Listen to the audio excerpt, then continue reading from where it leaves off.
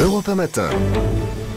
Bonjour Jacques Attali. Bonjour. Vous êtes économiste, président de Planète Finance. C'est loin Chypre, hein, c'est loin peut-être pour tous ceux qui nous écoutent ce matin sur Europe 1. Et pourtant c'est tout près de nous ce matin également, puisque on le sait, Chypre est au cœur d'une nouvelle crise européenne. L'Europe qui veut taxer les dépôts bancaires. Il y a un mot qui revient dans l'actualité ce matin, un mot anglais, une expression anglaise, bank run. Cette ruée vers les banques pour retirer son argent.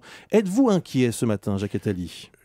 Je pense qu'on pourrait l'être si l'Europe ne corrige pas un léger détail dans son plan. Mais d'abord, il faut revenir aux sources. Pourquoi est-ce qu'on en est là? On en est là parce que on n'a pas voulu régler le problème chypriote plus tôt. Et comme souvent, quand on a un problème public ou politique ou personnel, quand on a une mauvaise nouvelle, la réponse c'est pas ça, pas moi, pas maintenant. Le problème chypriote, on le connaît depuis longtemps. On le connaît depuis que Chypre est rentré dans l'Union européenne. C'était un paradis fiscal et un endroit de blanchiment de l'argent. Même si c'est progressivement, ça s'est arrangé. On le connaît depuis qu'il est rentré dans la zone euro. Ça reste un paradis fiscal, comme d'autres, avec un impôt sur les sociétés quasiment nul et avec des banques qui font tout et n'importe quoi dans la façon dont ils accueillent les dépôts. On le savait encore plus depuis le règlement de l'affaire grecque, puisque les banques chypriotes ont prêté beaucoup d'argent aux banques grecques et donc étaient ruinées par la solution qui a été donnée aux banques grecques. Donc dès que l'affaire grecque a été réglée, évidemment le même jour, dernière minute, il fallait régler le problème. On ne l'a pas fait. Pourquoi? Parce que le président chypriote de l'époque a dit, s'il vous plaît, attendez les élections, mars maintenant, ouais. Et il n'avait plus un sou jusque-là. Et donc là, c'est le dernier jour, parce qu'il n'y a plus d'argent dans les caisses. Ouais. Quel message quand même, quel message très inquiétant qui est envoyé par la zone euro, par l'Europe. Il faut prendre conscience. J'ai dit, le premier leçon à tirer, c'est qu'il faut régler les problèmes tôt. Et pas Le deuxième message très important à retenir de cette affaire, c'est qu'il ne faut pas se voiler la face. Toute dette n'est qu'un impôt retardé. Toute dette n'est qu'un impôt retardé. Et à un certain moment, il faut payer. Voilà. Donc quand on fait des dettes, on fait que reporter les échéances sur les générations suivantes. C'est aux Chypriotes de payer, évidemment. C'est aux petits épargnants. Celui qui a 100 € ce matin sur son compte à Chypre, il doit donner 7%. Attendez. Il est évident que la situation chypriote est absurde. C'est un pays dont le total des encours bancaires est égal à 70 milliards pour un PIB de 18 milliards. C'est un pays qui n'a pas de sens d'un point de vue de raison économique.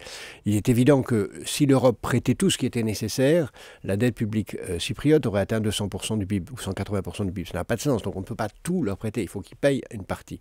Bon, là où, à mon avis, il y a une erreur qui a été commise, c'est de ne pas appliquer la réglementation qui a été décidée en commun en Europe au moment de la grande crise d'il y a 5 ans, enfin du début de la grande crise qui est loin d'être finie, c'est-à-dire de dire que les petites épargnes, dépôts sont protégés. On avait fixé un plancher qui est variable d'un pays à l'autre, mais on disait ça, on ne touche pas. Là, on a tort à mon avis, et j'espère qu'on va corriger cette légère erreur.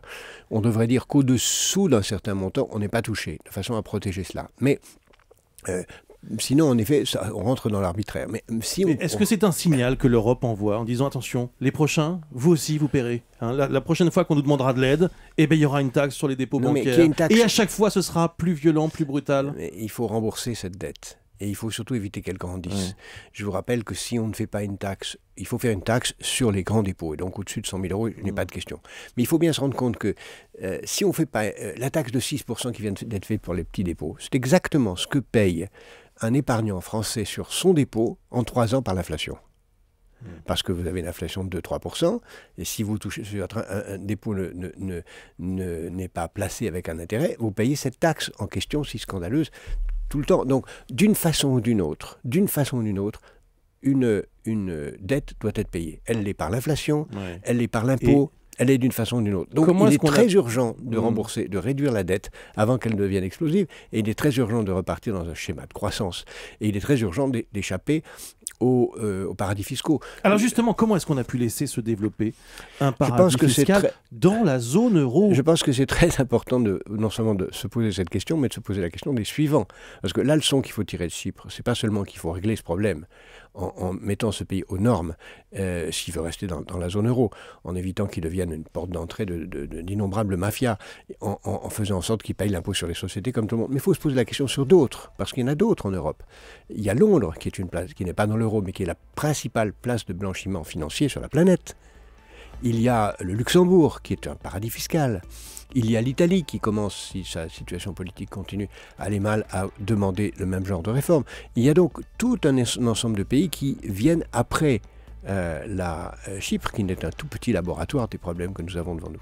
Je vous repose la toute première question. Faut-il craindre le bank run, la ruée vers les banques, Non, dans toute l'Europe? Non, je pense que si on règle... Ceux qui nous écoutent ce matin sur Europe 1, ils doivent être inquiets ou pas? Non, absolument pas. La France n'est absolument pas menacée d'aucune façon. Les grands pays ne le sont pas. Nous sommes un pays sérieux avec des banques sérieuses.